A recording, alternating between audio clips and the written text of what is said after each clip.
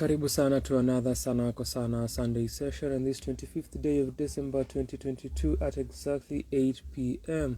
Natumai hali yako ni njema, natumai unaendelea salama, natumai Mungu Baba amekubariki na baraka zake tele kwa sababu leo ni siku yake ya kuzaliwa ama mwanawe, but yeye pia ni mwanawe, kwa hivyo ni yeye pia atakubariki. You understand, it's a bit complex just as life is, just as the universe is, but you have to understand hizi vitu na najua ya kwamba unaelewa. Natumai uko sawa, natumai baraka zimekufikia popote pale ulipo.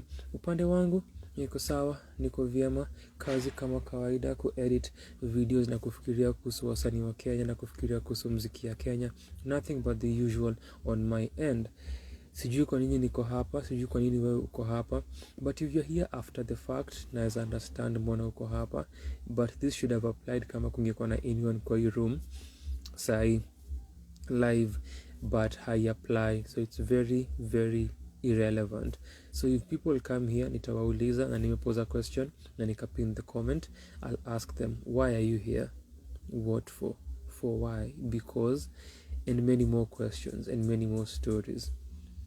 Hakuna shughuli specific for today. Haya, tuko na mtu ametujoin, tutaanza na Hazel. Before ukuje, nimesema nitauliza wale watakao join kikao hiki cha leo, mbona uko hapa, for why, because, form.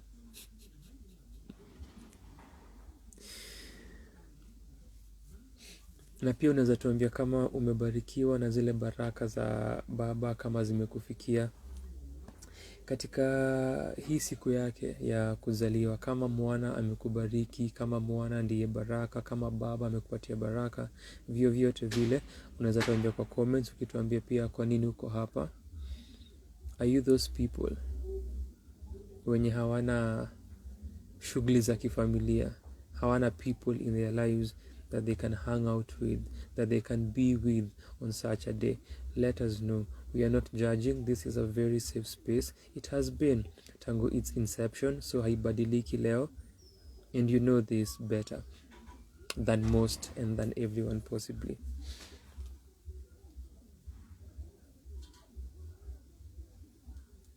Nilikuwa nasema vile hakuna kitu specific for today, for our Sunday session, so this could be as short, as concise, as ending it here. It could be as lengthy as Hazel wants to make it, and anyone else will join.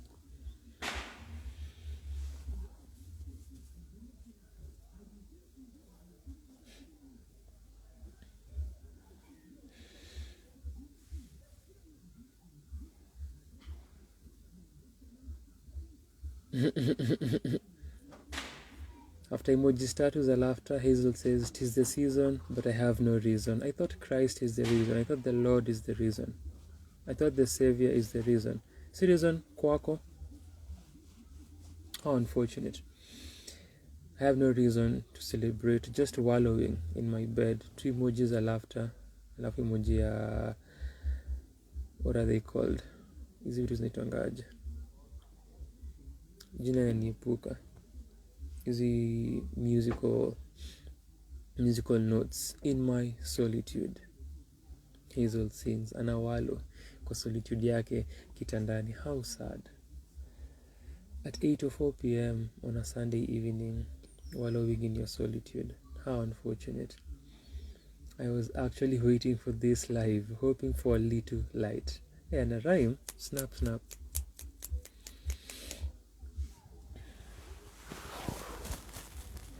Hazel, unataka tukupatie light aje? Hata kama ni kidogo, but at least umeniona. That should be a great head start. In case uko na any other ideas za vile tunaweza kupatia mwangaza, unaweza tangaza.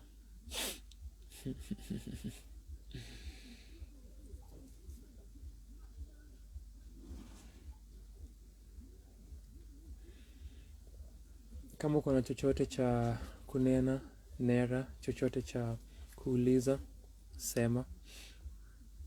Pia ningependa kuuliza iwapo uko na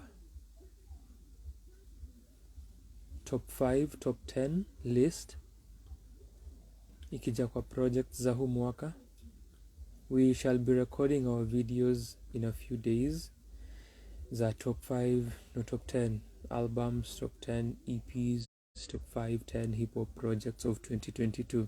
So Hazel, now that you uko hapa, kama uko na any, throw the names. I'll also ask the question na watu wanitumie list zao na the projects that they've been listening to and what they consider as their best or favorites on Twitter, on Facebook na on Instagram, and then tutafanya a video with the crew sharing our thoughts on lists za watu.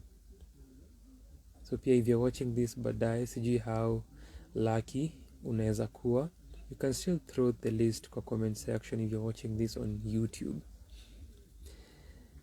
and then tuta respond with links to our videos wende usikie list zetu zinakaaje sisi kama professionals wa kusikiza mziki.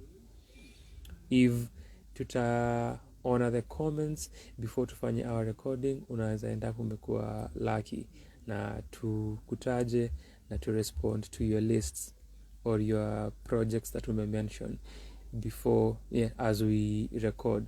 So depending on when you're watching this na when you're feeling generous na when utafeel umeguswa na the Christmas spirit, utupatie projects zako, utabahatika. Kama ni baadaye ndio naiona, tutarespond vile nimesema accordingly with links that take you to our projects za 2020 2022, our lists za albums, EPs na hip hop projects.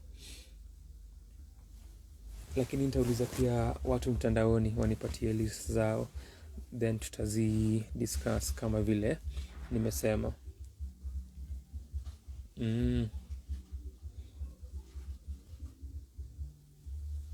Bars on Christmas.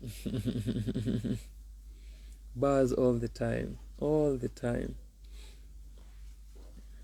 never ending.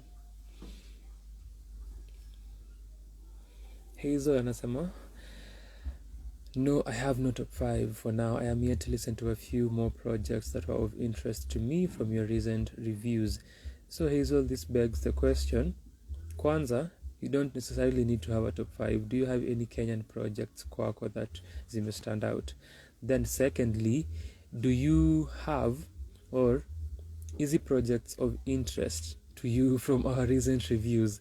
Ni zipi? Ningependa kujua. So that's a two-part question. Kama kuna any projects zile umefind zime stand out kwako through the year, then easy projects zile unasema ni of interest to you ni zipi kutoka reviews zetu. Nimesema ni a few more projects that were of interest to you. Give me your highlights for this year, behind the scenes kind of highlights from recording reviews.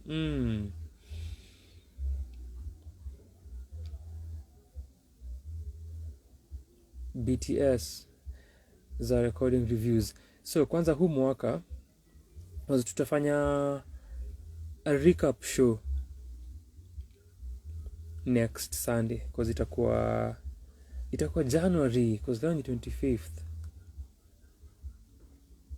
Next Sunday itakuwa January 2023 if we even make it there. But regardless of whether we make it there or not, but itakuwa January unless dunia iishe before then.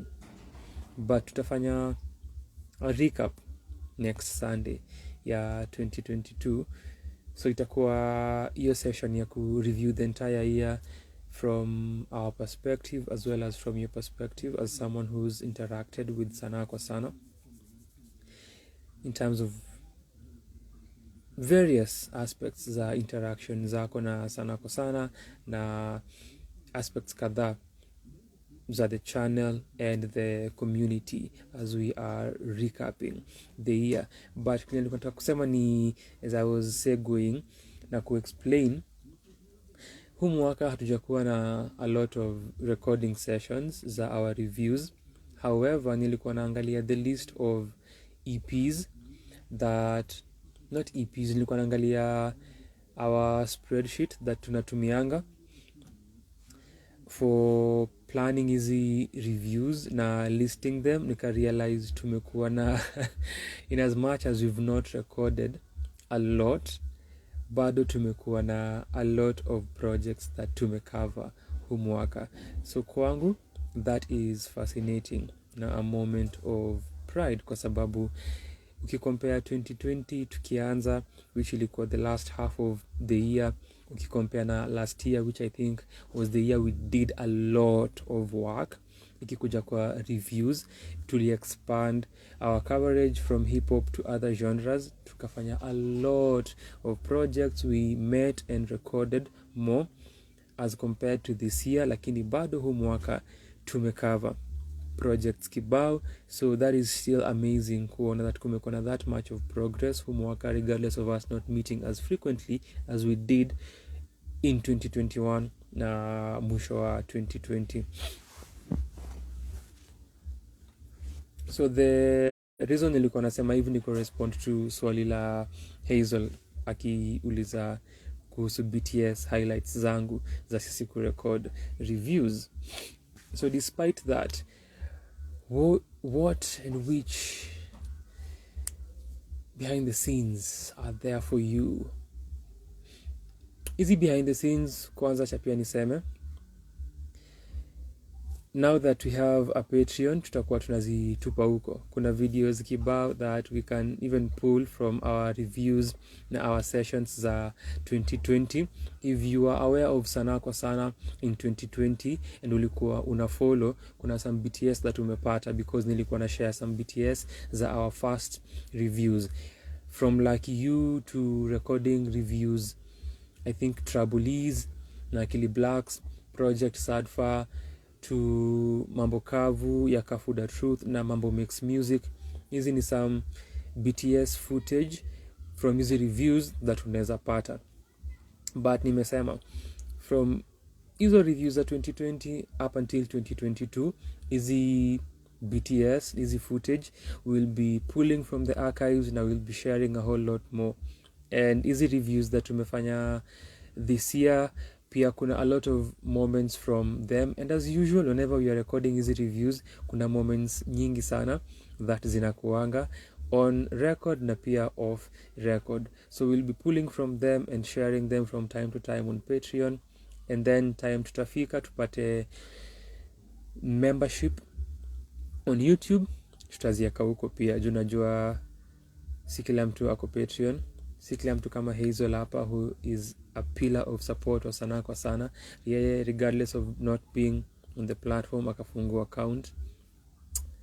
Sio kila mtu ni ka Hazel. Hazel is one of one. And the beauty of hii community ya Sanaa kwa Sana ni the people who really support are really supporters and are ni one of one. So that is beautiful. With that being said, easy reviews that tumefanya, leo ni lini? Leo ni Sunday. That tumefanya jana ni Saturday. Damn, ni jana actually. Juu niki shughulikia article ya mziki ya wiki in the morning, nilikuwa najambia how 24 hours ago we were recording reviews hiyo asubuhi sasa. So in the morning 24 hours ago, nilikuwa nafikiria 24 hours ago we were recording reviews. We were just starting our recording session. 7 reviews, kituka 7 hours. Very demanding, very tiresome. Kuzuki nilikuwa nafikiria how 7 hours, hiyo ni kama a 9 to 5. Just recording back to back. So from these ones, hakuna much BTS really. Nilikuwa a review after another, namaliza kurecord mnaanza ingine, but kuna hizo moments in between or when we are starting kurecord before formally tuanze the review. Hizo moments ziko, and then pia after, as we are transitioning from one review to another, kuna hizo moments, but haziko as many for hii session tulikuwa nayo jana, but ziko. And the beauty of this one, nafikiria of this session, kuna something I want to try with the reviews, which I am also trying with the reviews that I am here to edit that tulifanya last week. So tulikuwa tuna observe, na nilikuwa naambia Irauka, within 14 days, not even within, less within, it's less, niko nasema 14 days na ni less because it's within a week, because we record last week on Saturday and then we also met. Okay, now what is time, because leo ni Sunday, kuna watu wanahesabu wiki kuanzia leo, but follow me. The week iliyopita we were recording, and then hii wiki yenye now imeisha basi jana we were also recording. So kwa mind yangu nilikuwa na feel it's been 14 days, but it's just been a week, literally. So within 8 days, 7 days, tumecover about 15 projects. Na kucover na maanisha kureview. So sijui if you understand how intense and how demanding and how taxing that is. Within 1 week, I think nilikuwa nasema 14 kuketa for the week leading to hizo reviews za last week, where you are prepping for the reviews, and then hii wiki ingine pia the same process, then recording. But between recording ya Saturday asubuhi ya wiki iliyopita na recording ya Saturday asubuhi jana, tumecover about 15 projects. Tumereview about 15 projects. So nilikuwa nasema kuna a technique and a style I want to try with e-batch imebaki za hiyo previous session. The reviews that we've shared thus far, siku zifanya because they didn't have what I am looking for, but najua kuna the projects that zimebaki, the way tulizishoot and the technique I am thinking of, ita work for those ones. Kuna something I want to try, and then Hazel, you will watch that, utaniambia iko linked to e concept ya BTS and sharing extra footage outside of what the review is. So ni kitu nataka ku experiment on na ni explore. Kwa video ya mziki ya wiki 2.0 ya kesho pia kuna something new that nilijaribu pia something new kwa mziki ya wiki 2.0 27. Nimeona kuna comment ya Vin aliongelea continuity. Hazel, sijui kama uli notice something I tried kwa mziki ya wiki 2.27. If you did, let me know. And I am usually trying new techniques of editing na ku have fun with it. So that's the essence na jaribu ku capture kwa hii video ya mziki ya wiki 2.0 that nasema ya kesho. I am kwa the last bit of kuimalizia, and then that same essence I want to explore and capture it kwa the reviews that zinakuja. So inatai to what Hazel amuliza regarding behind the scenes that should be coming your way, which inanikumbusha ilikuwa nianze na recap how the week ilikuwa before tuanze. Tukaanza kuuliza stories za form na kuongelea Christ na baraka za Mola na mwanawe, ama mwanawe na Mola, but they are one anyway. Last week nilikuwa cheche sessions, and in some way bado ni unbelievable that I actually interviewed Michelle Gatwiku. That really happened. It actually happened. I am looking forward kuona the final product. Hopefully kuna a video.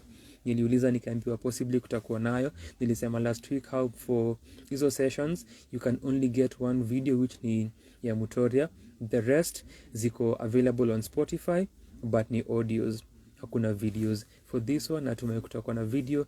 Let us wait and see. Ikitokea kama ni audio, kama ni video, I will still share the link uweze kusikiza the interview. Kama kuna video uweze kuiona, engage with the content, engage with the conversation that really have na Michelle Gatwiku. Such a beautiful moment, unbelievable to me that it actually happened.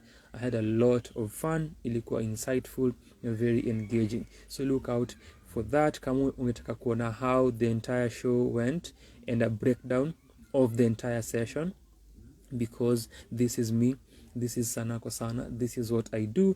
The video iko available, Michelle Gatwiku at Cheche Sessions. You'll only get one result. You will only get one result ukitype na usearch on YouTube. After that kulikuwa na mziki ya wiki 2.28. Following that kulikuwa na the reviews that tulifanya wiki iliyopita. So kuna I think about 5 more that niko yet kufanya or less. But first ilikuwa Green Room EP sophomore ya Kinoti, then nikashare a snippet of a review ya mziki ya wiki 2.28, ngoma ya Echo Chamber wakipresent Kama, Kisu, Trabuli na Romi Swahili inaitwa Halalika. Following that kulikuwa na Home Alone EP ya Waidhaka ina follow 80s Delicacy aliyotoa last year na ilikuwa part of our top 10 EPs of 2021. And then tumeshare just today a gift for y'all according to our state of being debut EP ya Liboy. Kama umewatch hizi videos, Hazel ndo ako hapa. I believe Hazel ameziona because Hazel is our peeps sana. Yeah, possibly ameziona. Wewe when you watch this later, sijui kama umeziona, let me know, find a way ya kunifanya nijue. It's up to you, you decide, you choose. And hizo ndizo videos zile tumeshare hii wiki on Instagram. 4 days ago nilishare a snippet of mziki ya wiki, I think at 26 or so, which ilikuwa ni review, a track review ya Navalayo, ngoma yake inayoitwa Potea, inafaa kwa her upcoming project ipo. So apart from what nilikuwa nasema with what I want to try with hizi reviews that tumefanya, zile tulifanya wiki iliyopita na the ones that tumefanya jana, BTS that neza sema ni highlights, I think mostly they don't have to do with the review per se, though ni vile nimesema hizo moments before tuanze kurecord and then after kurecord, as we transition to another review or when we finish reviews, those moments zinakuanga amazing sana. So kuna hizo, but what nilikuwa nasema ni the moments that tunashare whenever we've just sat and ni way before recording na tufikiria kuhusu kuweka equipment na kuset up na tuanze kurecord, and then way after, those moments are usually beautiful moments for me. Sina any specific ones that neza recall. However, I think since tulifanya from the margins huu mwaka ukianza around the same time, actually the same time tulifanya pia #easy, tukafanya wada ya suicide, #easy ni ya scam cardinali. That time tulifanya pia I think like Sazam Shairi's project around during that same session. So so there's something that inakuanga fascinating to watch, and tumeiongelea before when it comes to reviewing projects of people whom you know, and how objective that can be, how subjective that can be, how frank that can be. Hizi ni aspects za reviewing that we have talked about amongst ourselves na pia tumeiongelea kwa hizi Sunday sessions. So that is something that imekama up pia kwa conversations with artists whenever I meet them na muuliza hilo swali, whom we have reviewed and to go in circles. Now, so how does that work out? And we've discussed this and I've talked about it now, like Sazam Shairi, whom I can now remember more specifically after a particular show tulikuwa tumetoka na tulikuwa tunatembea tao.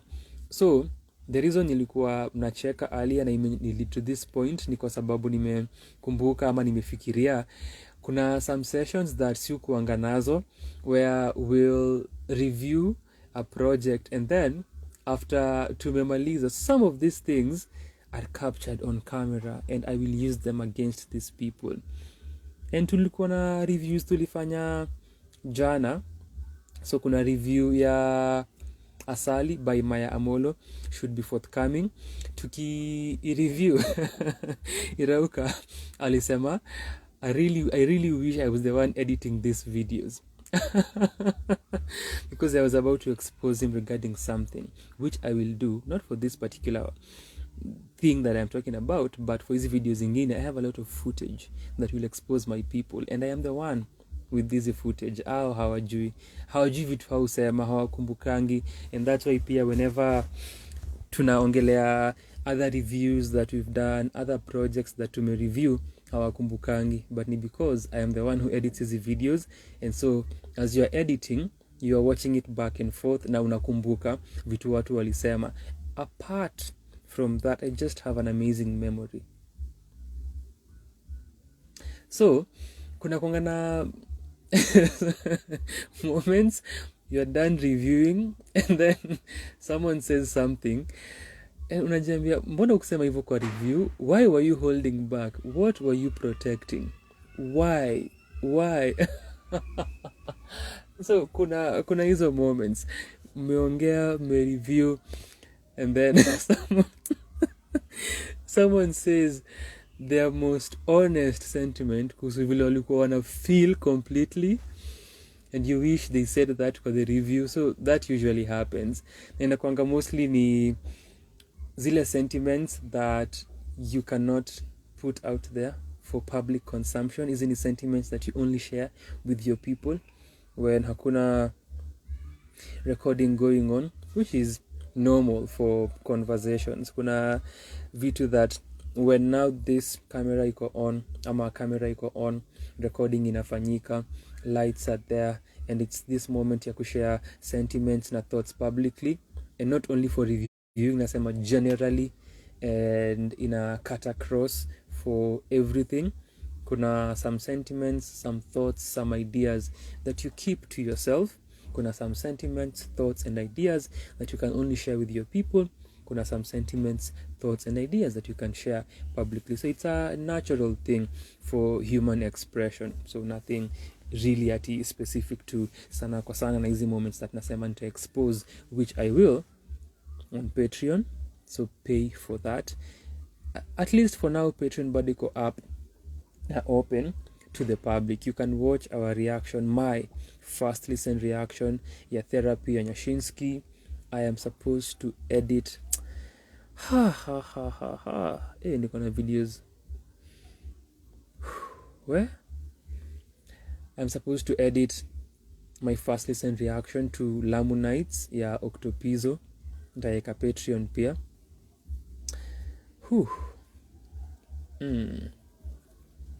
So at the moment, again, bado hakuna clear tiers za Patreon, iko open to the public. Unaweza hata kama hauna an account, unaweza enda Patreon na utapata hizi videos, ama utapata hiyo video moja ya Nyashinsky. Lucky you.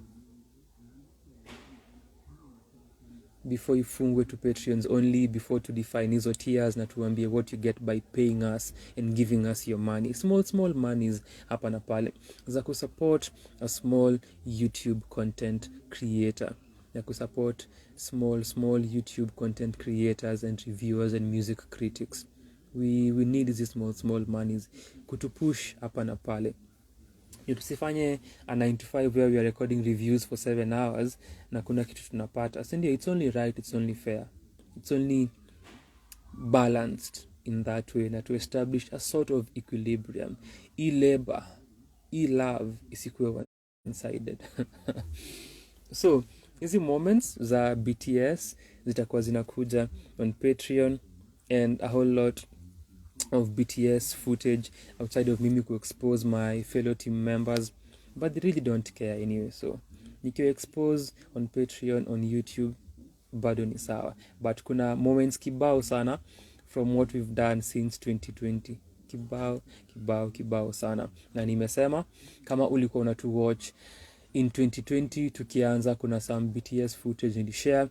Pia kuna time nilikuwa nimeshare videos, I think 2 ama 3 za BTS zetu. I think tulikuwa tunafanya Checkmate, Trouble E, Kevo K-Force, na nilikuwa nazishare, and I don't Trouble E yakuwa kwa hiyo list, and Kevo K-Force I think ilikuwa our first recording, ilikuwa recording yetu ya pili, kwa sababu ilikuwa recording ya kwanza ya Musoti. Recording ya kwanza ya Musoti kuapia, because for hii batch tulifanya kwanza ya Kafu, Black Swahili na Nyashinski alituma videos. For our second recording na miakina Trabuli, Kivu Keifos, Checkmate Mido, tuli-argue kwa hiyo review na Musoti for very many minutes. For hiyo batch, hizo no BTS that nilishare while we were celebrating our anniversary a few months back. Naam.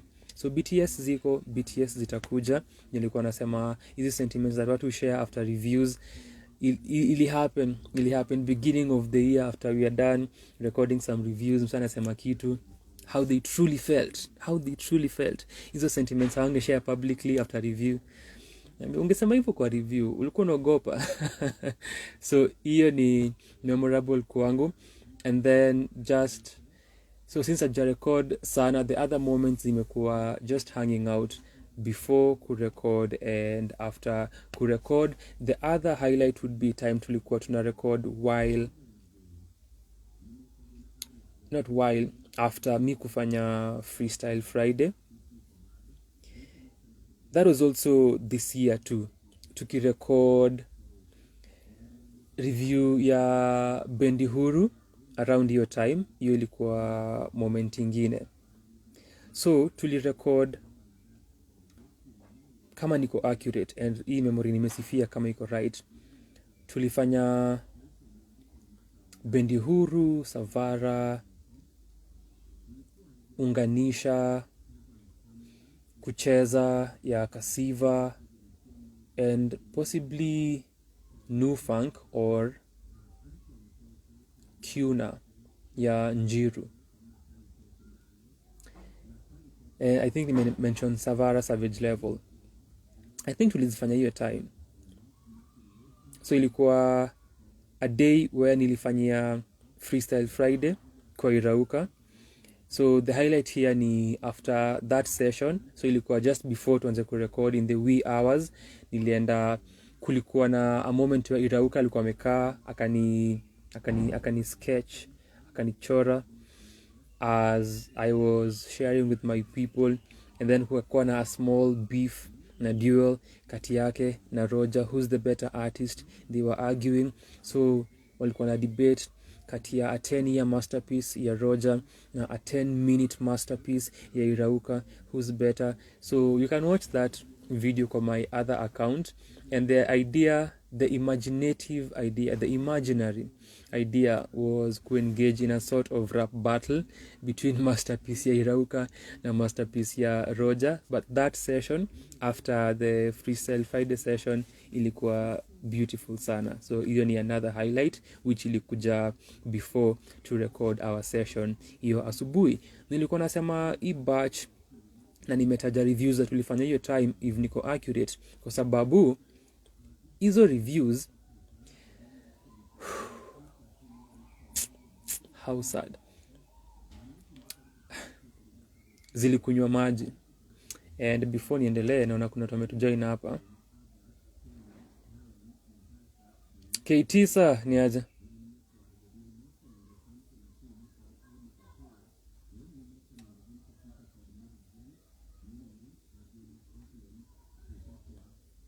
Sherry, are you still here?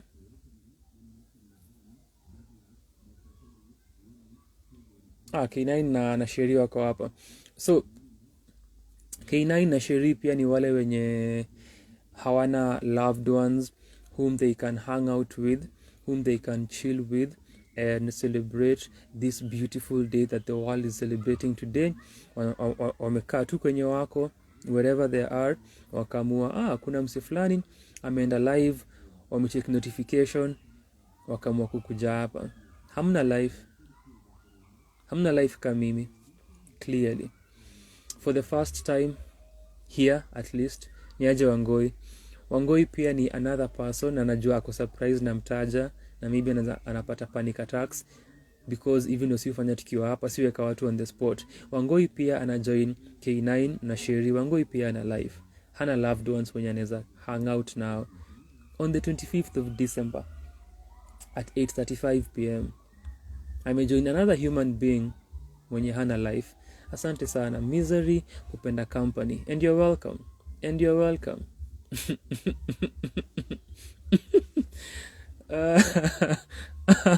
Ona tu wameza kuzusha kitu sana, sema wewe kwenda. Anaenda date kesho. K9, I thought wewe unapeleka watu date for your birthday. I thought hivyo ndio huwa ina work. I saw you ranting about that. How unfortunate, how sad. Sheria anasema very much here. Ongoya anasema si fiti. Iza manze. Ni mapenzi tu bado. Mapenzi yetu ni honest. Na hakuna kujisensa when the camera is on in this instance. Kama mandugu zangu wenye wanajisensa, alafu once review imeisha, wana share their true feelings.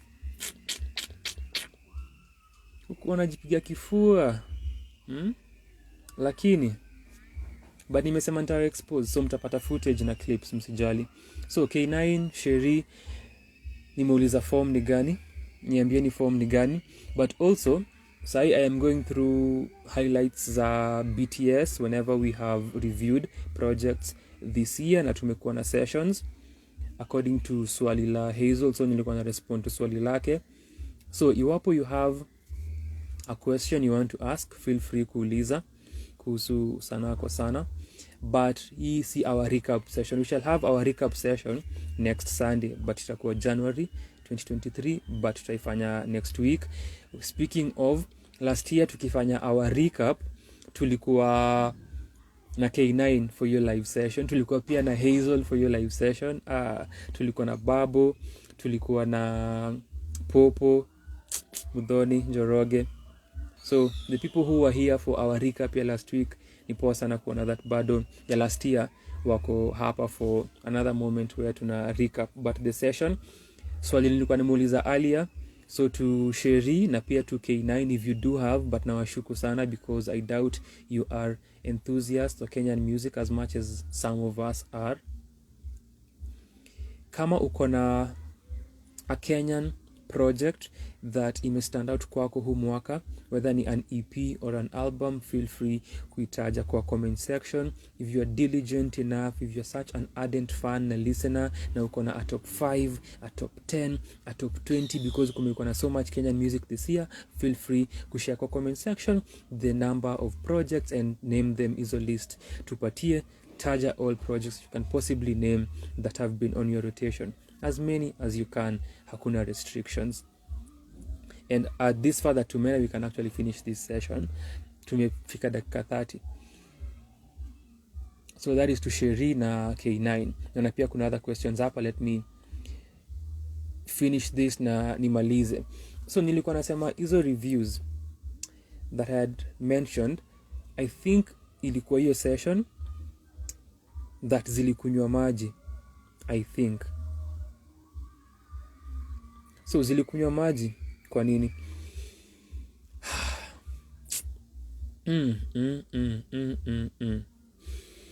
So either ni that night or tulikuwa tumerecord another time. But the point hapa ni tulikuwa tumerecord Kasiva, Ngewa, tulikuwa tumerecord Unganishas kucheza, tulikuwa tumerecord sauti Savara, Savage Level, Bendi Huru, Manjano, and I think ilikuwa Njiru ama New Funk. Njiru's Kuna ama New Funk's Funk to Black. So kile kilifanyika after kurecord, nimetransfer files from Menje, tumerecord nayo files niko nazo. Nimefika mtaani, nimejichocha, najiambia within a week or so reviews itakuwa out. Kazi nitakuwa nimemaliza, nimeupload, nimeshare. Then I open the files, then najaribu ile kuziangalia kwanza before nianze kuzichangamkia. Then guess what? Hakuna audio. So nimeopen the first random folder that nimeangalia ya what I had recorded. So na note hakuna audio.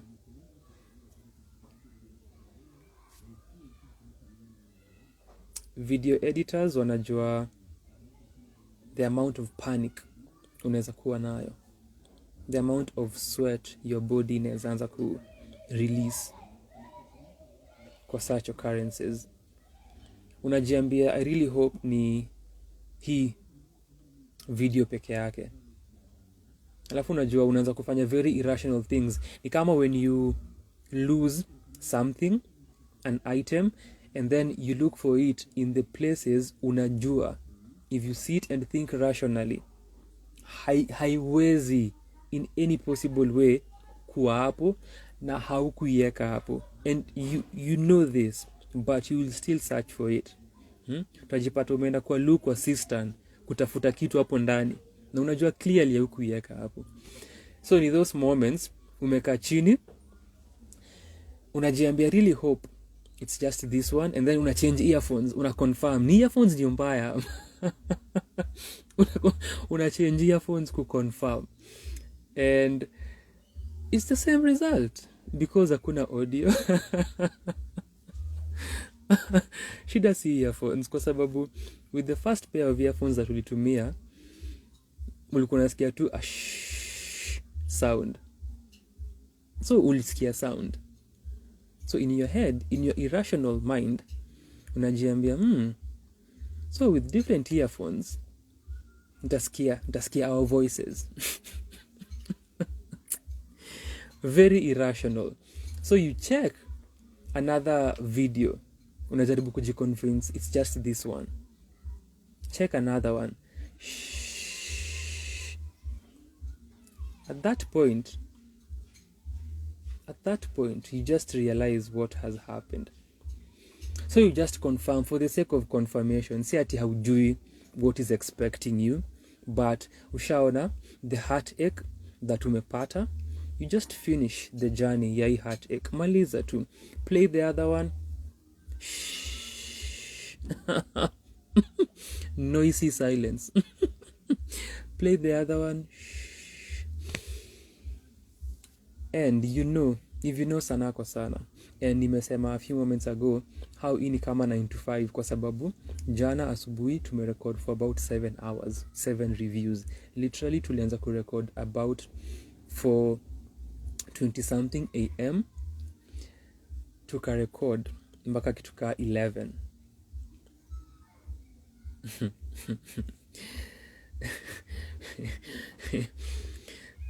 By the time watu wana pick up their day, sisi tumekuwa na a full day of kureview na kufanya kazi. So imagine this is the case. Mmerecord reviews kadhaa, umetoka, umefika mtaa, taka kuanza kazi, umechangamka. Hazel ako pale na ngoja review. Lo and behold, noisy silence. Hey.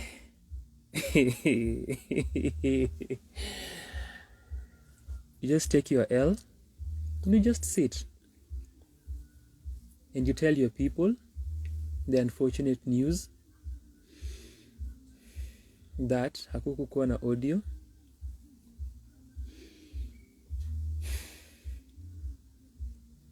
because of a move that you made that you didn't need to make.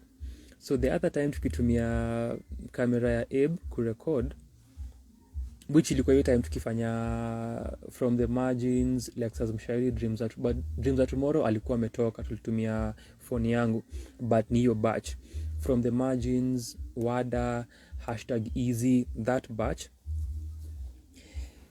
tulirecord na hii mic mutumia, hii lavalier mic, na the setting ilibaki vile na kuanga. So iko on, it's a Boya lavalier mic, iko on off /smartphone, juu ni cameras. So ili record tu hivi na ika capture sound vizuri sana. Lakini juu una feel unataka kujichocha and you know what you're doing, and then you didn't even test, which is a huge mistake when you're recording, huge mistake. Neither did you confirm the footage after mlimaliza, huge mistake. Mara ingine ukaamua kuchange the setting, ukaeka camera, and last time you didn't do that. So for some reason you suddenly feel enlightened and umechange and you want to explore this and you do that, and it becomes a detrimental move, a completely terrible mistake, and ina kucost. So I did that. So let me show you kile nasema. This is the lavalier mic, and so chini ni off na smartphone, then juu ni camera.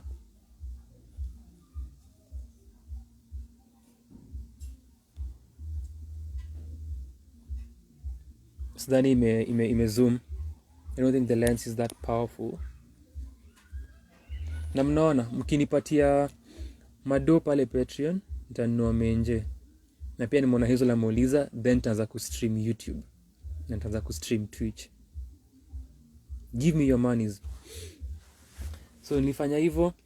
You give the team the unfortunate news, and then you have to do that again for hizo hours tena, and you have to re-record, and you have to prep again and listen to the music again and set yourself ready mentally and prepare kurecord mara ingine.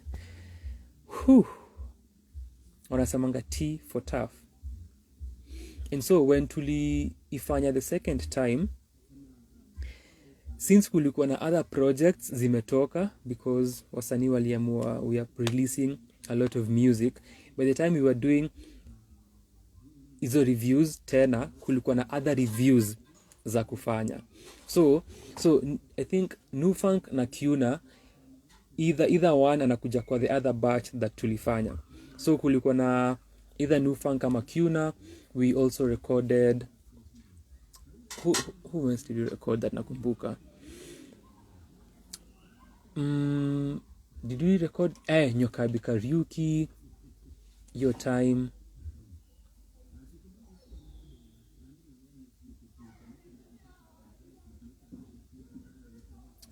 These are the only reviews that I can remember. But the reason nazimention ni kwa sababu nimesema, so kulikuwa na other reviews, other projects that zilikuwa zimetoka. So we were prepping for una prep for projects ka 8 hivi ama ka kinde, and we were doing this sasa for so ilikuwa 2-day shoot, so we had to and most of these shoots inakwanga circumstantial, where you've postponed them a number of times and you just have to do them eventually, whether tutakuwa wote or not, zita have to happen. So that has been the case sana this year. So we did your batch original like kina Savara na Bendi Huru na Unganisha, then kina Kuna or Nufunk and Nyokabi na other acts as well wenye sahi nimesahau, but tulifanya a 2-day shoot. So tuli record as usual vile tunafanyanga in the morning, then watu watoke kawa kwa na mashughuli mchana waende shughuli zao, as they still again prep for hii batch ingine. It's insane the way hizi reviews work, ni insane. Ka vile nimewaambia jana asubuhi, 7 hours of recording from 4:20 something am all the way hadi 11 am, and then I had to work on mziki ya wiki for the blog, then I also had to work on mziki ya wiki for YouTube tomorrow. And then since niko na batch ya last week that sijamaliza, niko na hizi pia zimeongezeka hapo. So jana tumefanya project 7, and then from last week niko na Janice Iche, niko na Fancy Fingers, niko na Matata. So I have 10 videos. 10. Then niko na Lamu Nights, my first listen reaction, which the original video is an hour plus. Niko na reaction ya Wakadinali ndani ya Cockpit 3. The video for my reaction ilikuwa 2 hours. Wakadinali are part of the artists to me review jana. It's another long video. and the other 6. The other 6 ni kuna Costa Ojwang Fueny, kuna Okelo Max's Boss, kuna Maya Amolo's Asali that nimemention, kuna Ethan Muziki's Eternal Fire, kuna Love Freaks by La Freak, and what's the last one? I think hizo ni zote.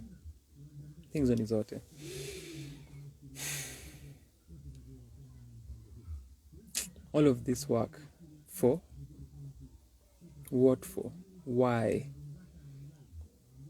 And so if you are a one of one kind of supporter of Sanaa kwa Sana, come on our videos this year, you know the trajectory. Na tumerecord at different places, na tumerecord with different team members for easy reviews. Obviously there's one constant, but this one constant angetaka sana pia mwanze kumpatia pesa aende vacation. So our last batch before ESI nilikuwa na Roger alizusha sana. alizusha because Irauka alikuwa ameenda vacation ama a mental health tour vile ataiita, and then Irauka akarudi, Roger akaenda. So nilikuwa naongelea BTS. Hazel, I hope that was more than enough, more than kile uliitisha. Another moment. Hiyo batch tulifanya Roger, where Roger alikuwa na complain. Tulifanya Nikita Kering, we did Bridget Blue, Colors, Nikita Kering. The other side, we recorded Maji by Jivu and Maga. We recorded New Funk's Kalaman, and we also recorded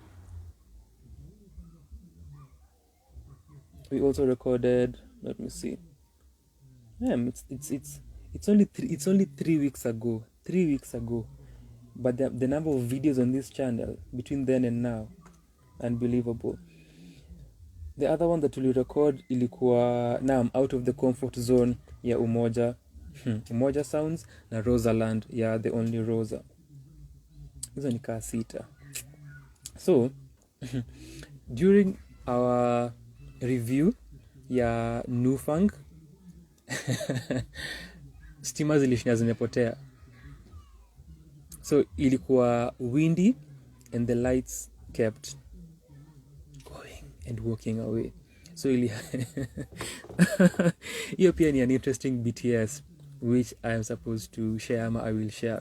So kuna point nilikuwa naongea na ili happen I think twice ama thrice nikimake that particular point kwa hiyo review. Nilikuwa naongea zikapotea kwa that same point. So during our recording ya New Funk Kalaman, lights kept just doing their thing and being free and releasing themselves. And then I think tulimaliza and tukifanya another review, or before tuanze another review, lights zilipotea completely. Tukahave kukaa na tukachill hadi zirudi. So when they did, tukahave kutulia, tukacharge cameras, tukacharge pia microphones, then tukaendelea kurecord na tukamaliza what it is ilikuwa tu record. So hiyo time ndio ilikuwa tu record Eternal Fire ya Ethan. Hiyo time so tumeifanya jana. Hiyo time ilikuwa pia tufanye potluck ya Fancy Fingers, tulifanya last week. Iko kwa hii batch ya wiki imepita, inafaa come through. Those 2 projects ilikuwa tuzifanye. Then hiyo time ilikuwa pia tufanye Matata. Tulirecord review ya Matata last week, Super Mario. That is also on the way. I am only one person, and also we know Kenyan music fans don't care about reviews like that, so no pressure from you whatsoever. So hiyo ni another interesting BTS ya nare kupotea na siku have kutulia. So when that happened, ndio when stima zilirudi and we were sitting, Roger akago through list ya Cafe Ngoma Awards, the nominees. So alikuwa tu IG akaona msaya amepost avutiwe or something, click the link. So we were going through your list. Ilikuwa very very fun.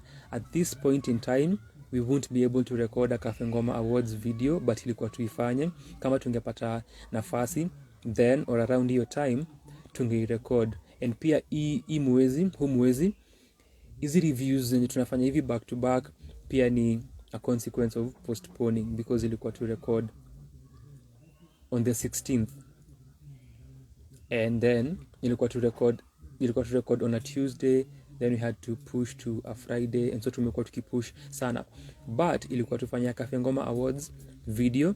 So while we were waiting for camera battery charge na pia mics zicharge, hiyo time tukifanya hii batch nimesema, as Roger was going through list ya Cafe Ngoma, we were trying to guess which artists wamekuwa nominated. So tulifanya for a few categories, not the entire list, and niliwaambia I really wish we were recording this. Ilikuwa very organic and ilikuwa such amazing commentary, na nilipenda kuona hiyo process amongst ourselves. Ilikuwa mimi na Abe, and then Roger was reading the list to us na we were giving our thoughts. So my idea was, since hatujapitia all the categories, we can get time and we can still redo now for the sake of sharing our thoughts on hizo categories that tulipitia, lakini for those that we have not, we can give our reactions are the same, but haiku happen na Hazel alikuwa ameuliza, so sidhani ita happen because of time imepita. So another BTS moment for you. And another BTS moment, tukirecord review ya Koyo ya Mathai Njama. So Koyo in between Mathai Njama, the matter of the man, finding flaws ya Jaquil, and then we did our list, top 5 EPs of the year thus far, albums na hip hop projects. We had an amazing buffet of pizzas. They were just raining all over the place, courtesy of our main chef. So tulikula vizuri kabla hizo reviews, as usual tukazifanya hadi ngware. And then we played, tulicheza games morning, tulicheza Tekken asubuhi after not sleeping. Tulicheza Tekken morning and then tukatoka. So there goes. Hizo ni kadhaa. He.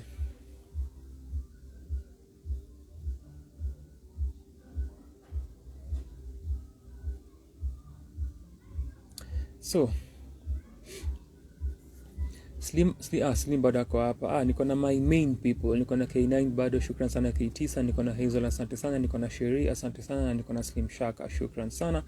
Nimeuliza na you can see how you can see nimesema Kenyan music listeners don't give a fuck about reviews, and Sherry na K9 are proving me right.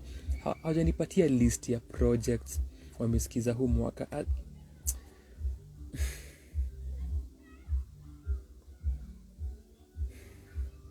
Very disappointing. Very disappointing. Slim Shaka, I am putting all my faith in you. I am bestowing this responsibility kwako. Kama uko na any projects, EPs, albums, mixtapes, whatever, za Kenyan artists huu mwaka, zile zimekufurahisha, zile zime stand out, feel free kuzimention kwa comment section. Also nimesema I will ask hili swali mtandaoni baadaye, I think kesho, because we are recording hii wiki, ndio tupate list za watu na tuzidiscuss as well, to react to zile list metupatia. Hazel, again I will ask, I really hope that was more than enough. Nimetaja nyingi sana. Haya. So Hazel alikuwa amesema give me your highlights for this year, behind the scenes kind of highlights from recording reviews. There you go. Haya. Hazel alikuwa amesema, so in reference to projects as compared to wengine wenyu hapa, of course New Funk, hiyo ni Kalaman. Hazel aliacha a beautiful comment under that video. Aish. Tafuta New Funk Kalaman album review, tafuta New Funk review. Of course you will only get one result. Only one result. Nyokabi Kariuki, hiyo ni Peace Places, Kenyan Memories, Men of Soul. This sijui kama ni the entire project. Footprints, I'm assuming. Elsie Wameo, Nilotic, the Nilot G. So hao ndio wana maintain highlights for Hazel. Then I want to check out Green Room, which ni ya Kinoti, na Home Alone ya Waithaka. Hizi ni our latest reviews, nimezitaja some moments ago. Hazel amesema I can't wait. Hiyo ni kutoka kile nilikuwa nimesema earlier.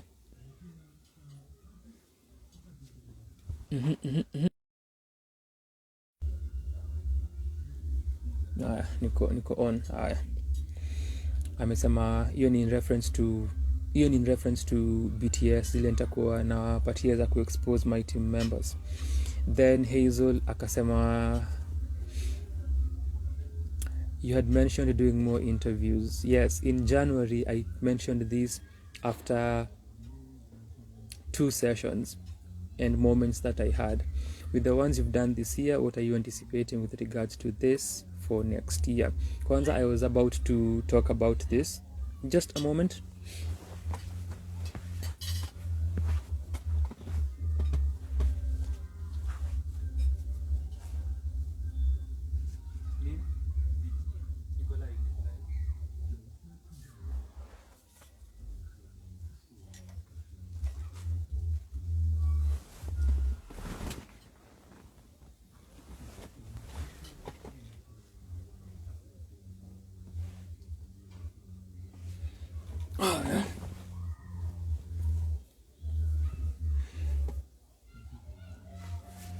So, I was to share this kwa sababu I was reflecting on this exact aspect ya Sanaa kwa Sanaa na my career, if you can even call it a career.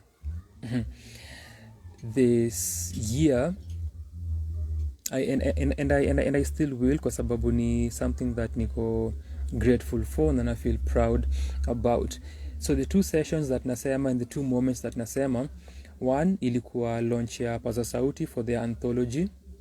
Ingekuwa hapa ningeionyesha. Ili happen in January.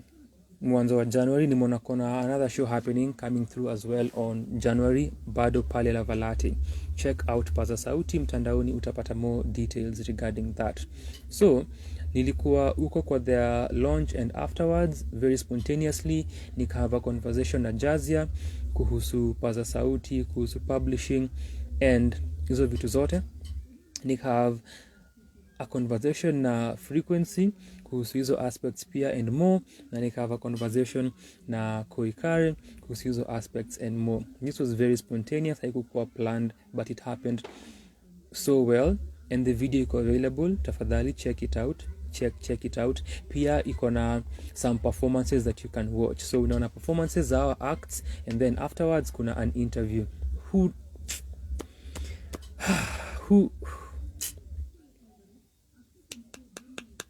anyway, and it's okay African. I know you, it's only you. Relax. It's only you. Relax. So after that moment, a week after nilikuwa, or a week after, was it after or before, nilikuwa Gecko, and nilikuwa nimeenda kuona Amani Baya, Aaron Rimbui na Eddie Gray walikuwa na perform some jazz. Of course I'll be there for some jazz, and that session pia iko available. I really feed you, I really do great stuff for you. It's hitting me now. I might actually be the best to ever do it. It possibly could be. I shall reflect more on this and I'll give you my verdict and my findings. But for now, we proceed. So, Nikki kwa hiyo show, after the performance, nilimit Tetu was there. I met Tetu and Fadhili tukiingia, but I had met Fadhili before hapo to Gecko for another show. Tukaongelea 2021, tukaongelea project yake Shindushi nikamwambia that tulikuwa na irauka na review alionanga, and it's been amazing conversations na moments tukipatana na Fadhili.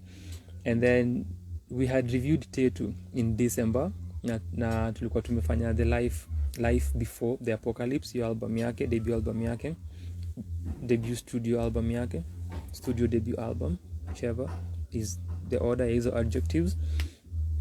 And then now ilikuwa mara ya kwanza kupatana na Noel Nderitu. We had reviewed City on a Hill and we had argued. So tuliargue kwa our review ya Frequency, nimeongelea Frequency by Checkmate Mido, debut album yake ya 2020. Tuliargue kwa City on a Hill tukireview hiyo project ya Noel Nderitu kuhusu gospel versus Christian music and which is which and what's the difference. Watch hizi videos mutaja. Watch hizi videos. I am watch hizi videos. So we met with Noel Nderitu and I talked about this kwa hiyo video where I was talking about the show, the performance and the entire show and the experience. So and hapo after kuongea na Noel na pia niliongea na Noel kidogo, the main person I talked to was Lisa Odor Noah, and this was before I release her self-titled debut album, weeks before. And kwa our conversation tuliongelea career yake kidogo, tukaongelea pressure from the fans, na that led to yeye kuniambia kuna a project that is coming out. And it happened weeks later, so nilikuwa nimepata exclusive ya kujua kuna project inatoka.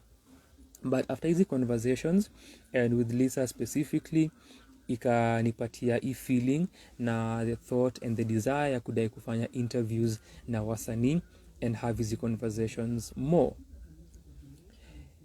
Haiku happen intentionally when nilikaa chini during the year or mwaka ukianza nikisema I want to interview this artist. Not at all.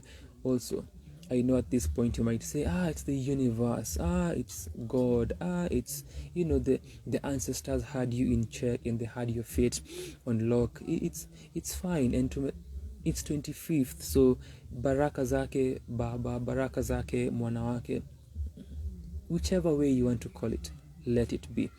Ilifanyika that in February tunaenda kutulia na Trabuli. Imekuwa while tangu to hang out, an idea randomly pops up. What if tuongele All Roads Lead Home, because I think it's around this same time, this February, that he project ilitoka in 2015. I shared the idea na Tra, ako game. I shared the idea na Irauka, ako game. And that happens spontaneously, literally. Nimefikiria a few days or so before tuende kuchill na Trabuli. Now, as we are sitting there after just chilling and we are sitting as a heavy conversation, and I was watching part 3 of that video earlier, and I just paused and thought to myself,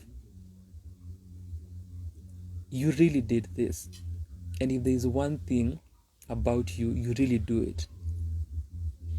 Kajiambia hiyo ni ukweli kwa sababu I recorded that conversation with my phone. Mimi na bag yangu, juala yangu yenye inakaringi equipment, which ni just lights na tripod ya phone, and then bag yangu. Actually, hiyo si ukweli, I didn't even live with my laptop. As a matter of fact, ilikuwa hiyo bag peke yake. Jambo nikiwa tao nikibai vitabu nikingoja irauka. The number BTS zingine, the number of times nimengoja irauka. Acha tu. Na tukatulia, nilikuwa na phone, nilikuwa na hii mic that will fuck up. Not for our Trabuli interview, but as I was accounting earlier kuhusu hizo reviews tulifanya na hazikuwa na audio, nika set up tripod, no lights, ilikuwa tu tripod, ilikuwa tripod na ilikuwa mic na phone, and that was literally it.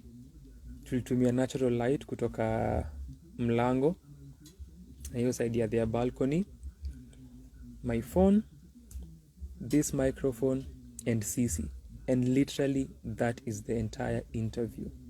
So BTS, easy review, but BTS. Also what happens with these recording sessions ni constantly kuhave, after kurecord, kukaa na kuhave kutransfer hizi files kwa sababu ya space. So in those moments ndio wadau wangu wanapatanga nafasi ya kulala. Kwanza za jana ngware inafikanga point where ina nika melting point, inafika mwisho, and then usingizi naanza kutake over, and kuna moments kwa hizi reviews that happeningi where mtu ana drift in and out of sleep, and the line between reality and imagination ina get very blurred. So for example, enda uone last year our review, and I am saying this, go watch hizi videos, enda uone hizi videos last year, enda uone our review ya River ya MDQ, that is one.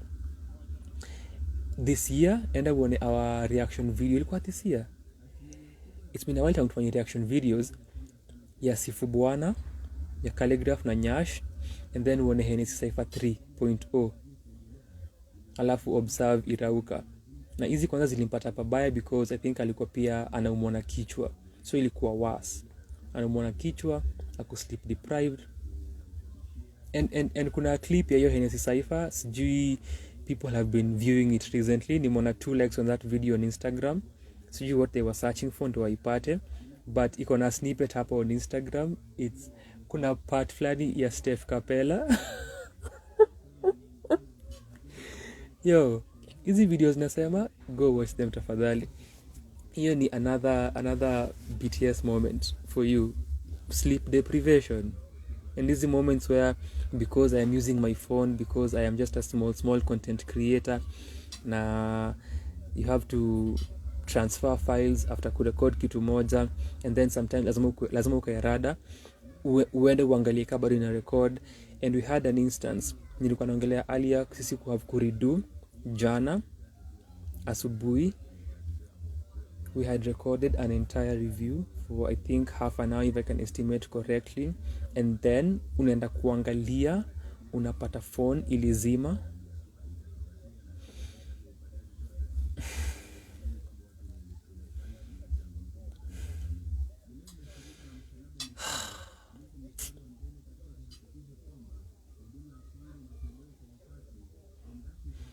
Noisy BTS literally ili happen 36 or so hours ago. Heartache, heartbreak, confusion. And in this moment unaambia Irauka tenje imededi, ana take chance yake kulala, ana nap kidogo papo hapo, then wewe unangoja, unaasha tenje, inaaka, unaeka charger, ilizima because ya battery, ukukumbuka, ilikuwa ujikumbushe connect charger at some point during this session, but ukasahau. Una connect charger, unaasha, so una hope, and ime happen mara kadhaa, una hope place iliachia you can pick, na ujaribu kukumbuka what you said and how you organized your thoughts, na uendelee. And this has happened a number of times where you have to restate your thoughts.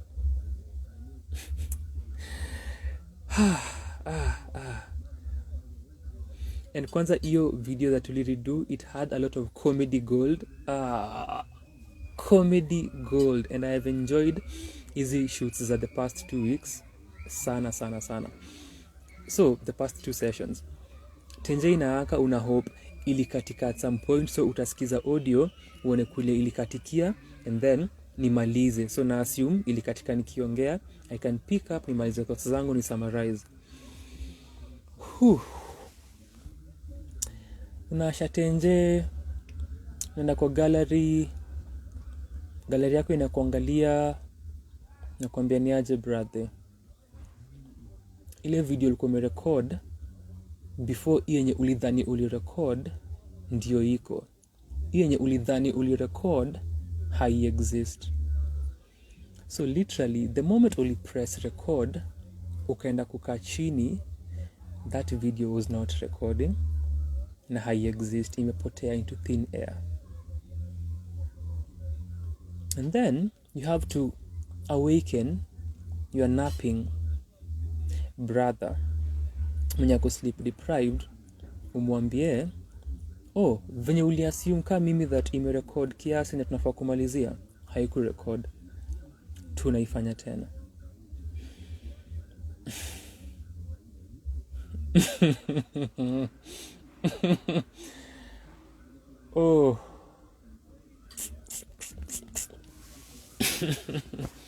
Ilikuwa naongelea hii mic, nikakumbuka hiyo story na mimi kutumia simu na kusema I was watching our part 3 of our conversation at Trabuli, na kujiambia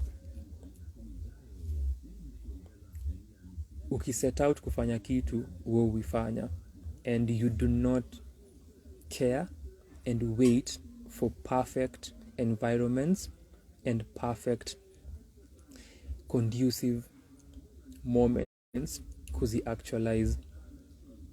And I was sitting and thinking, ulidu na hii moment ina exist. Kama hiyo idea ungekuwa nayo, and then kama hunge sema let's record this, hatujali ati hatuna the best camera equipment, sija come na lighting for this interview na trial this conversation, niko na tenje, tutatumia natural lighting na tu record, hainge exist na hainge kuwa, but iko. Nasemanga kama singeamua kuanza kurecord video za Sanaa kwa Sanaa na phone yangu in August, I think ilikuwa August 29th, kama singe make your decision then sijui when inge happen. Hatuwezi sema ati haingewaifanyika, that's such a stretch, and we know better than making such broad and certain statements. But kasinge make your choice, because ilikuwa to record hizo first reviews na mse best yangu fulani, lakini akapata another engagement. So during hii wiki nimeambia Roger na Irauka tuna record reviews over the weekend. Sasa nafikiria ni postpone, tungoje mse apate menje ndio tu record wiki ingine, siku ingine, ama najiambia but niko na hii simu sinaweza itumia, sijaitumia kurecord something of this magnitude, why not try, tuone vile itaenda. And that kickstarted what you're seeing today. The 90+% of the videos on our channel nime record na iPhone, not the best quality, not at all, but it's there. Na tuko almost kufika 600 videos on this channel. Sai tuko kwa hii simu, it's alive obviously, so it's easier and more acceptable and the norm. But the videos that tumefanya niite nje na a softbox light here that you might have seen kwa my stories from time to time. Sasa niko na light ingine hapa on my left, ini light ya Abe nimekuwa nikitumia, and then my ring light. So my setup inakuanga my softbox light yenye nilibuy in 2020, hii ring light nilibuy in 2020. I used to have that receipt somewhere, ningewaonyesha. So ring light, hii softbox light, and then ziko na stands zao, and then my tripod hii set by Mike Pay in 2020. I think, which one did I buy first? It's by in the same day because nilienda huko chini huko ni Robins huko downtown. So I think nilikuwa nimenunua nare kwanza. I think I bought the lights first and then nikapatanga microphone. But so ukiona our first reviews ziko na echo. Kuna microphone, simu hapo. I've been watching our videos, so nilikuwa naona our reaction videos za kwanza. Terrible.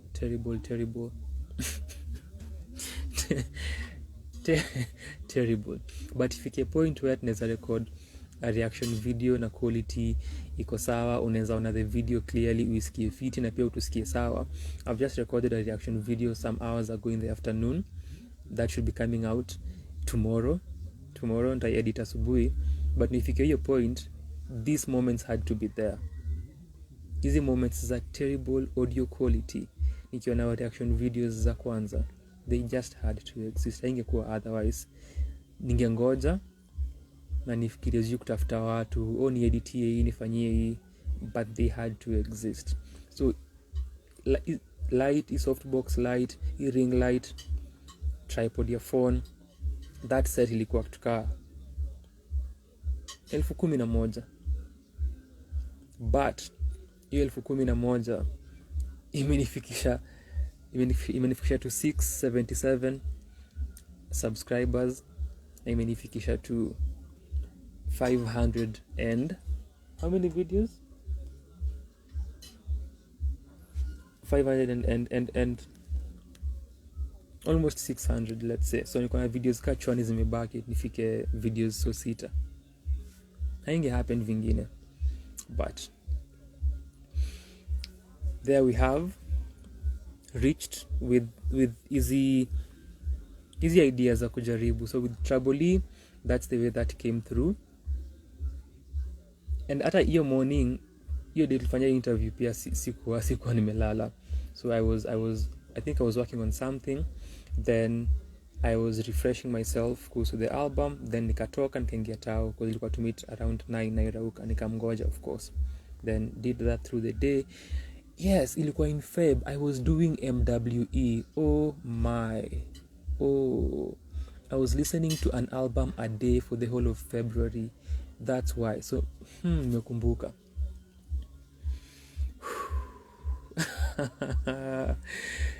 So nimesikiza a project in the morning for the first time, then nikarecord a first listen review, and then I had to sit ni refresh my memory on all roads, then ni prep, then nitoke. Nimekumbuka. Yo. So that happened in October. I think late September, an idea hits me. It's almost the anniversary ya Ruminology na Mashairi. Nam. What if you actually have a conversation na Romi kuhusu project?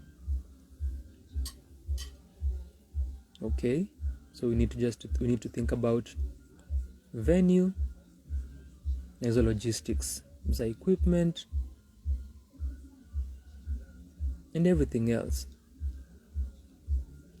Talk to Romi ako game to get back to the team na tuone how this will come to fruition.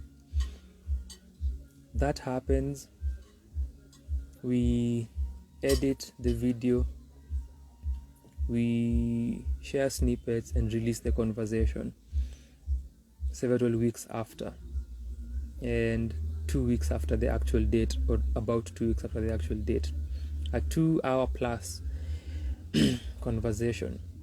I remember watching it and having this sense of accomplishment and such a beautiful feeling, which I still do to date.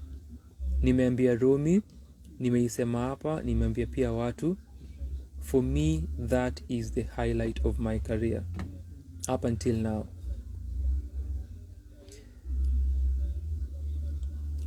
Na kuna wiki nilikuwa naambia we can end Sanaa kwa Sana here a few weeks back, and that conversation ilikuwa 3 hours plus, inaitwa This Is It plus a week full of love. If you've never watched that conversation, ieke kwa akili yako ama itafute. If you're watching this on YouTube, close itabi, minimize, itafute, or say that you're watching a week This Is It, a week full of love. Tunasemanga these sessions you can listen to them as podcasts. Trust me, you can. Go watch that video. Na videos ni kibao nimetaja kwa nini. Watch hizi video zote because I deserve your viewership, of course. Nikaongelea the beautiful feedback that nimepata just regarding Sanaa kwa Sana, and especially leading up to that week. Nikaongelea another career highlight, being a part of Too Early for Birds in the way that I was. And zili happen back to back. Nime-interview Romi a week after. Literally a week after niko rehearsals at Too Early for Birds. Ni almost unbelievable. Almost unbelievable. Hiyo ilikuwa another moment for me. But watching product ya interview na hii conversation yangu na Romi, that is really a career highlight. And if I never do anything else, I have done more. I have done very many things after, but that one, and the fact that I exist and I'm the one who did that, I pat myself on the back kila siku for that moment. I really do. It'll happen. December comes, or November, tunajua Michelle Gatwiku is performing at Cheche. Roger meant to me, I think, poster. Nimeona Cheche wameweka poster, promote. This is Michelle Gatwiku, whom a year ago, before your moment ya kuona posters, tulikuwa tumemreview na tulikuwa tumesema ako kwa our top 10 EPs of 2021. Alikuwa my favorite, alikuwa Rogers, I think Raukas. And review ya Michelle Gatwiku, that review, it's a re-recorded review. Na hii haikukuwa stories za battery, haikukuwa tenje kudedi or microphone kumisbehave. Hii ilikuwa shida ili happen ikitransfer a file. And on that morning, we had done, I think we had done kituka between 10 and 15 videos. It was insane. K9 bado kwa hapa? Acha ni confirm. I know I have something. Bado Roger came through. K9 is still here. Iyo morning ya sisi kurecord Michelle Gatwiku, that is the same morning tulifanya our reaction video ya ndoto ya Oeba. That same morning. Now, that morning we had done actually 15 videos. Nimekumbuka kwa sababu tulikuwa na Michelle Gatwiku, tulikuwa na Nabalayo na NKC, tulikuwa na Jack Muguna, tulikuwa na Karun, tulikuwa na, and then other reviews that nimesahau, but we also had reaction videos that tuli record. So we also recorded Nyashinsky reaction videos 3, Goals, Top Form na Whoopty. We recorded reactions za Calligraph, Punguza Kasheshe, and ile freestyle yake ya DMX. So to record 15 videos. 15 videos hiyo asubuhi.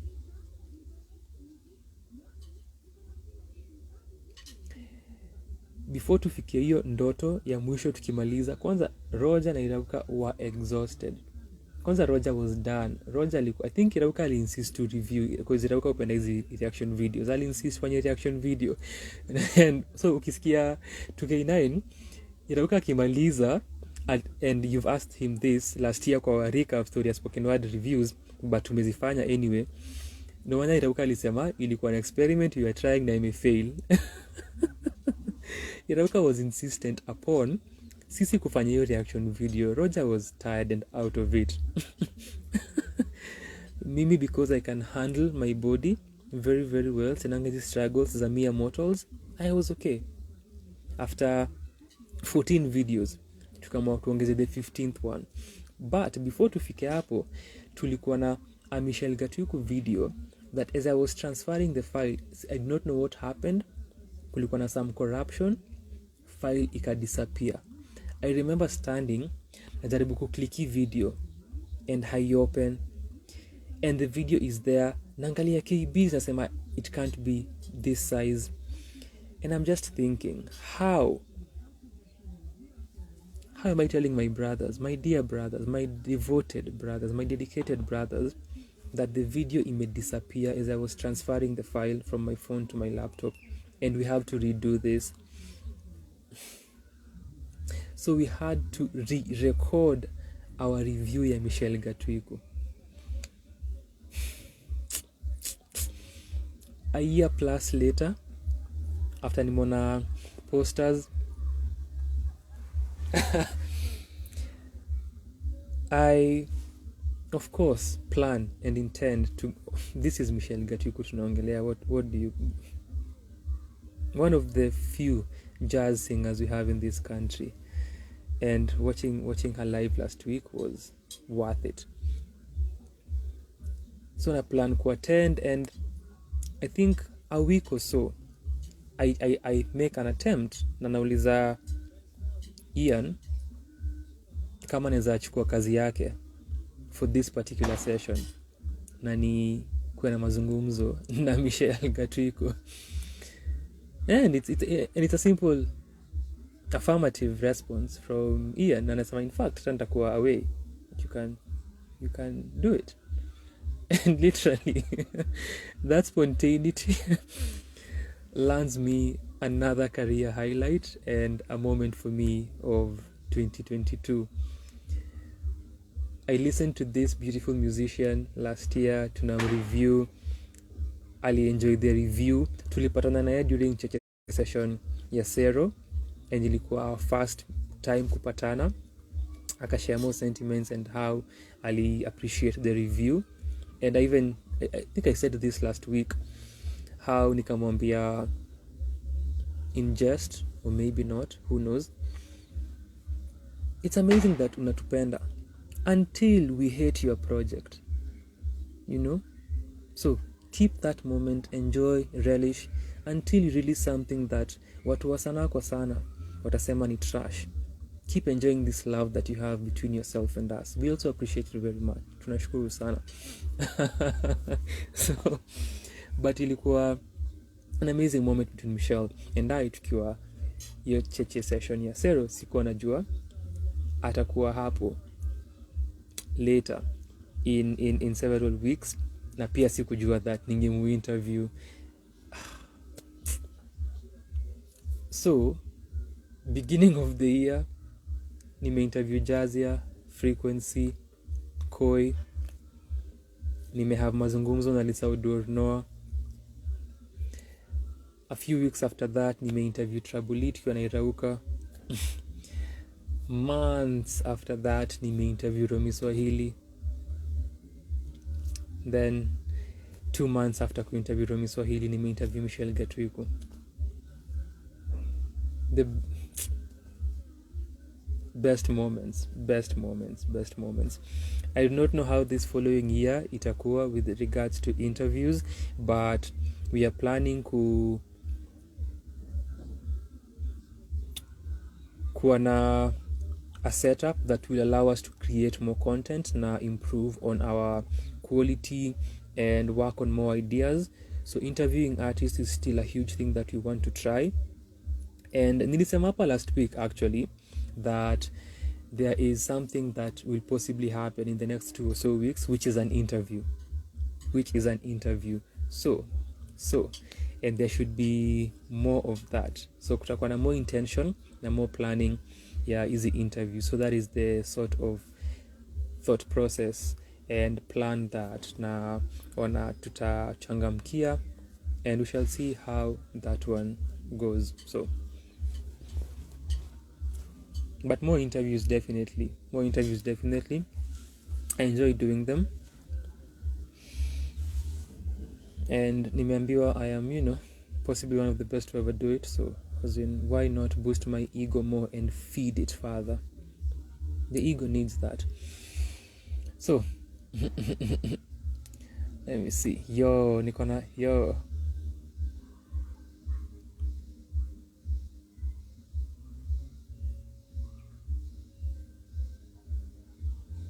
haya acha nikachap. Nice, nimepata responses from Sheri, naziona. Asante sana Sheri. And quickly, Sheri, asante for being here. Roger, the mortal who is immortal sometimes, shukran sana. Shukran to Hazel, shukran to Slim, shukran to KT sir. Slim na KT sir ametutupa, but it's okay. Pia Slim ilikuwa kuje hiyo shughuli ya Michelle, but Argentina and France.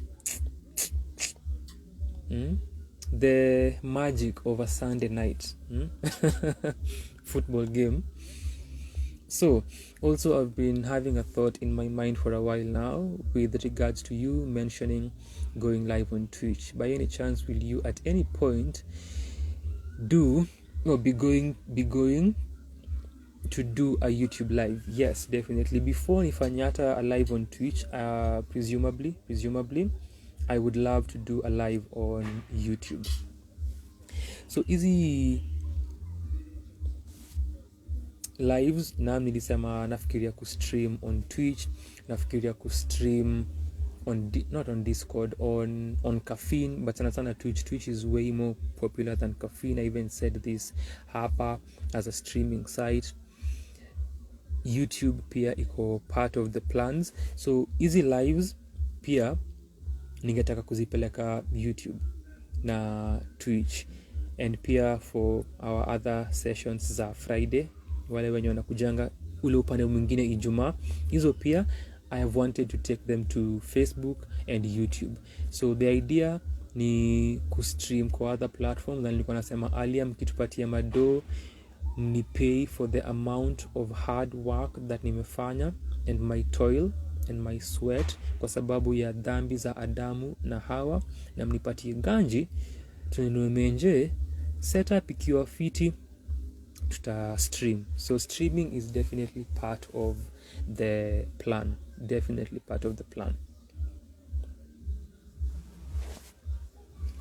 And easy videos that you fanya kama easy lists za our top projects, some of these videos and conversations we can do them live on YouTube. So ni kuset up na ku record na kuzifanya live, but hizi setup za live streams zinakuanga tricky, but we are working on that. Now we will explore hizi platforms zingine.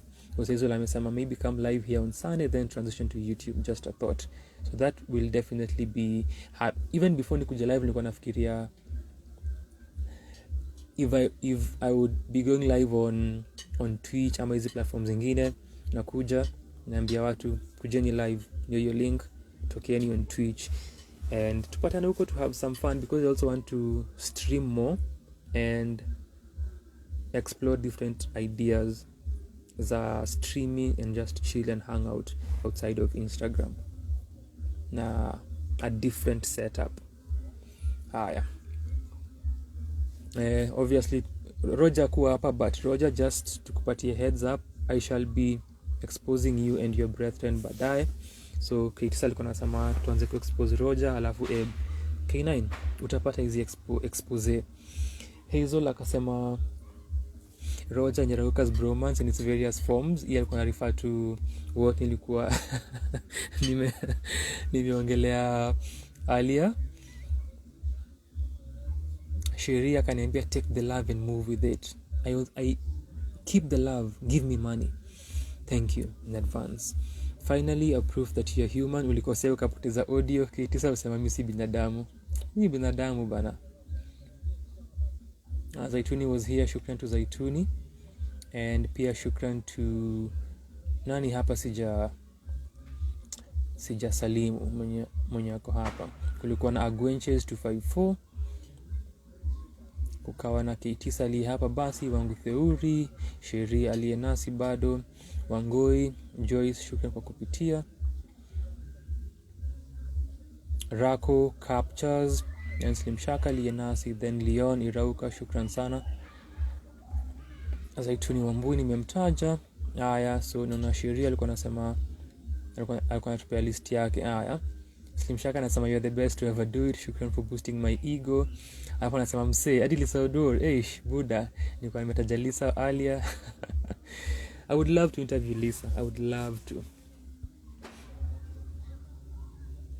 Aya, so Sheria anasema Yonika ya Jumadi. Naam, that's an I was sure I was forgetting one thing.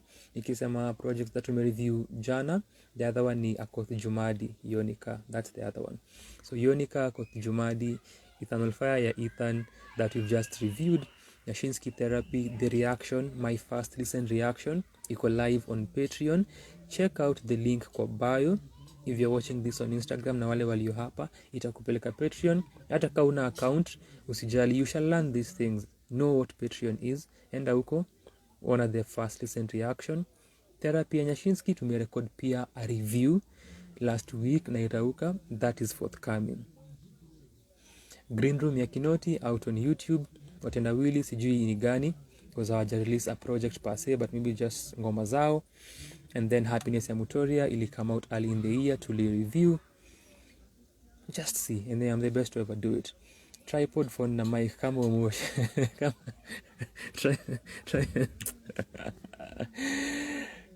Kama umosh msee. Kinani anasema Irauka ni wale waswali kuwa na take a nap in between stima kupotea na automatic generator kuwaka pale high school. Most of us hizo moments to treasure. Then Kenyan says you have a polite way of saying you have a dope phone. No, I don't, not at all. Irauka na kuchelewa, expert huyo Slim Shaka. Slim Shaka anajua. Na naitwa Irauka wa Slim Shaka anajua. Because kuna time tulikuwa naishia launch ya Kim. Wakanipata town nikingoja Irauka. Roger came through, shukran to Roger. Guy doesn't Irauka at all. Rasa amelala. Nilipigia mchana alikuwa amelala. Sasa niko sure pia amelala. Atina mlichomea Juliani msee. Mlichomea Juliani wapi? Where? Abe, where? Where? Ati Abe, where Slim? Wapi?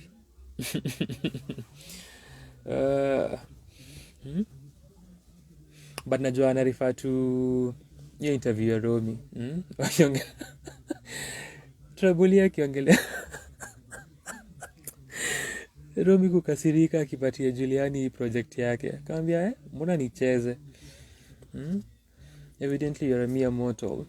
Kama kina Irauka na Roger. I am. Sasa mlifanya Irauka akarauka tena kurudia review Michelle Gatwiku. Yes. Na umecorrectiwa na jina. I had seen that, of course I had seen that. Slim Shaka pia anatupenda kwa sasa. Hadi to potato K9 respect Michelle Gatwiku wewe before I exit you. Kwanza ile interview ya Romi ulinipigia nikiwa mjei, ungeacha voicemail. K9 K9 alikuwa na hustle hivyo tu moment ya Sanaa kwa sana ikampita. And then nimefika mwisho. Slim anasema K9, the profoundest intellect should only be deposited in the intimate of ways for the richness of intuitive response. Kama uko mjeika huko.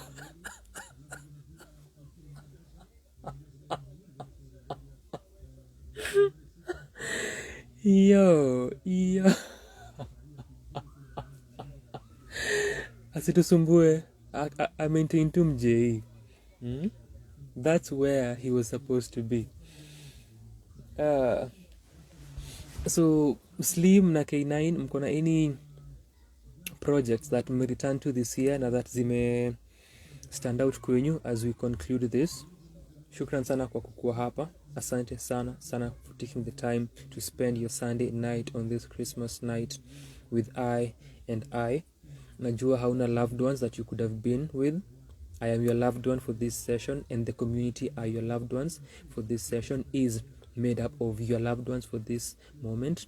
Karibu sana. We always hold our community and our people down. We care for you. So that is to K9 na Slim. Swali nimeuliza kama kuna project zile zime stand out for them huu mwaka. As we conclude, Hazel, niambie kama nimejibu maswali yako yote na kama find my responses satisfactory.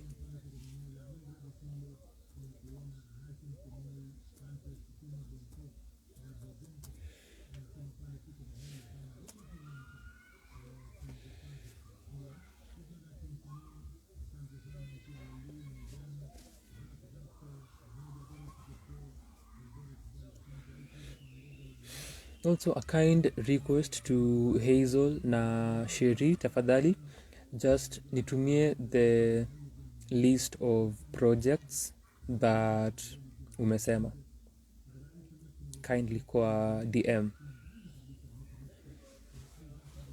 So we will record a video reacting to easy lists za projects that mmetaja. As usual nimesema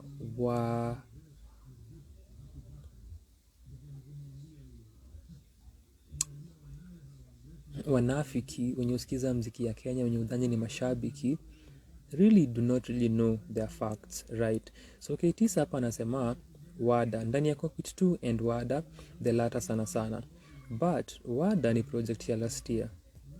Na kile anasema ndani ya cockpit is just a few weeks old.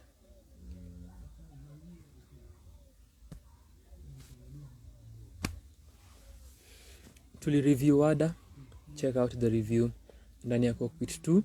I don't think K9 was here nikisema nimefanya a 2-hour reaction for. I am supposed to edit that video. Tuko na a review that tumerecord jana asubuhi ya ndani ya cockpit 2 should be coming out. Pia kuna a video where we are giving our projections on what the album will be like. 3 videos on Wakadinali, kuna reaction ya Balalu, and kuna very many more reaction videos on the channel za Wakadinali and videos za Wakadinali. The best to ever do it ni Sanaa kwa sana. Hazel amesema perfectly. You've answered perfectly. Sasa mimi nidhani umeuliza projects nisikiza this year. Last year peke Tisa alifanya this same thing, even though respond. Consistency, K9, consistency. You're following the footsteps of Sanaa kwa sana, the best to ever do it. Uko in the right lane. Sijui kama bado Slim ako amesepa na Slim ameishia. Ameenda kutafuta projects alisikiza this year. With that being said, tumefika tamati ya our session. Asante sana. Everything nimemention kwa hii video that you need to watch, tafadhali just do the necessary. Isishinde nimerudia.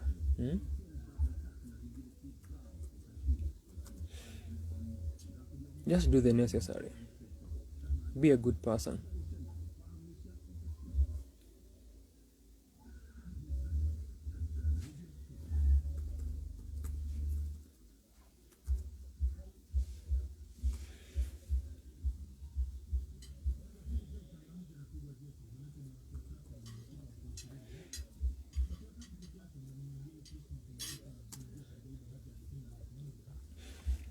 Now that hauna loved ones, you can return to your misery, you can return to your solitude and keep wallowing or enjoying. If you enjoy misery and such moments, do you.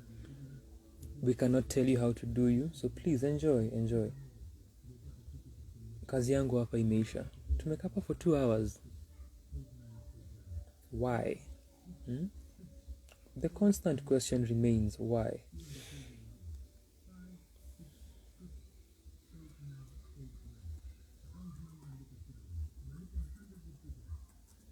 But it's barely 10 p.m. Squeeze it go on point. It's 9:50. Tumekaa hapo for 1 hour and 50 minutes.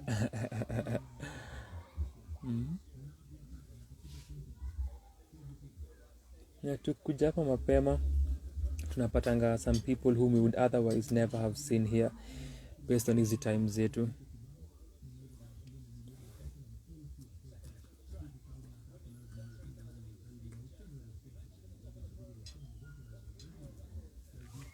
Nimewapatia a lot of stories na moments. Hii ni kama our recap show.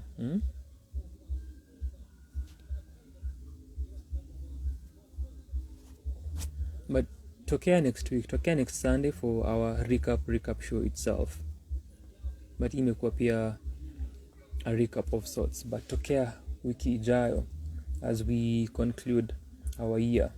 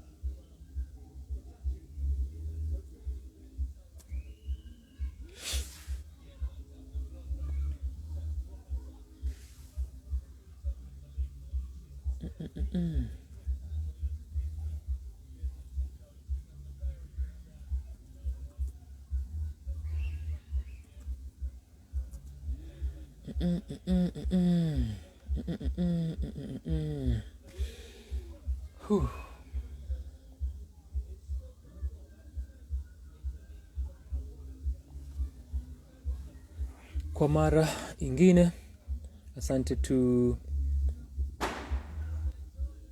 Hazel, asante to Sherry, sana, asante to Keitisa. Inakuanga beautiful sana kukua kwa hizi sessions na people who are really pillars of support wa sana kwa sana and are one of ones. Kwa hivyo niko grateful kama kawaida. Mmekuwa a huge part of this journey and what sana kwa sana is, and for that niko constantly na eternally grateful. Your support siwezi chukua hivi na for granted. Asante kwa kukua hapa na kunishikilia na kutushikilia mikono. Inamaanisha a lot to us. So shukran to Hazel, shukran to Agwenches 254, shukran to KT Sanaa, shukran to Wangu, shukran to Sheri, shukran to Wangoi,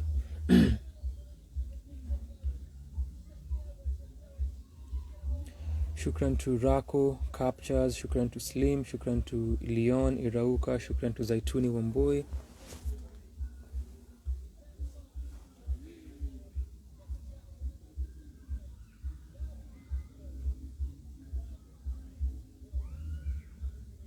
hapa kwanza ningeuliza Sheri maswali kuhusu list yake because Green Room, Yonika, Eternal Fire, Therapy zimetoka mwaka ukiisha. So hapa kuna uongo fulani. Apart from Happiness ya Mutoria. Yeye ni fan wa Mutoria sana.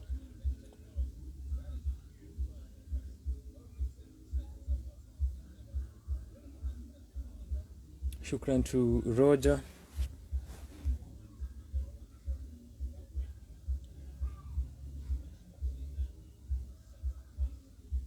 And that has been it.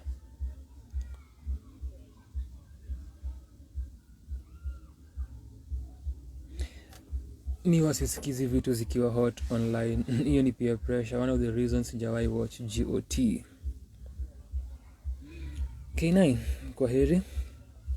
Thank you for your service.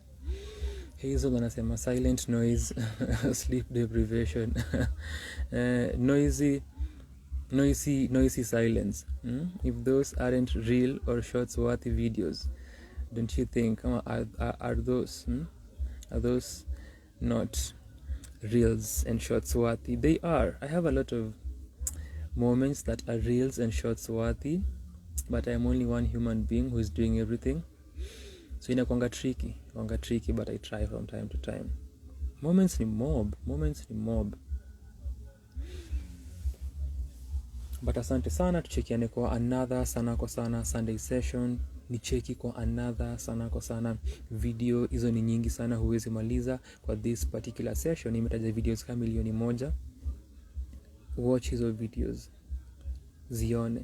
Najua hata kama ni supporter na one of one hujaziona zote, watch hizo videos. Kama ni a random supporter, casual viewer, tembeza fingers kwa hizo videos uone. And like, if you're watching a Sanaa kwa Sanaa video on YouTube, or if you've watched this session and it's on YouTube, like the video, and then unaona the first 30 or so seconds.